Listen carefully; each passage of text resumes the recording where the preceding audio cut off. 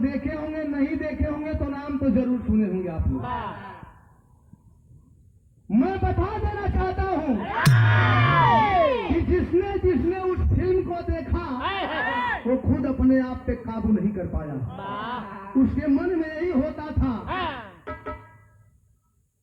कि हम खुद मर जाए या उन परिंदों को, उन साले कमीनों को जा करके अपने एक एक लहू के बूंद बूंद का हिसाब ले लें।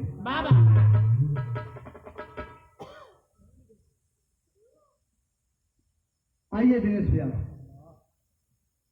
बैठिए। देश के हित में और समाज के हित में बड़ा कम सुनने के मिलेगा। लगभग उस फिल्म में यही दर्शाया गया है कि लगभग आज से 3 दशक पहले 19 जनवरी सन 1990 में हमारे हिंदुस्तान का हृदय, जो कश्मीर है, हिंदुस्तान का हृदय कहलाती है कश्मीर की धरती, हिंदुस्तान का हृदय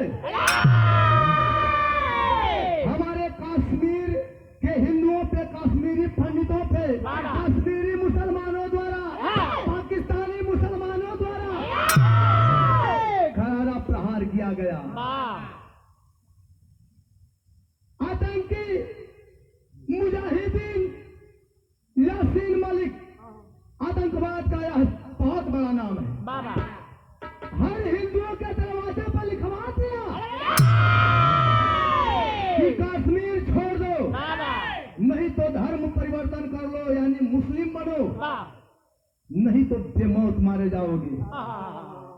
ए भैया एक खामियाजा ही निकलल कि जे कश्मीर छोड़ल वो बच गल, जे धर्म परिवर्तन कर रहल वो बच गल, जिन अड़ल 10-12 फीट नीचे गड़ल। जब यह घटना हुई हमारे कश्मीर के लोगों पे, कश्मीरी हिंदुओं पे, कश्मीरी पंडितों पे, उस समय लगभग 3 लाख लोग पलायन कर गए यानी कश्मीर छोड़ दिए और 11,000 लोग मारे गए। कश्मीर की धरती लहूलुहान हो गई।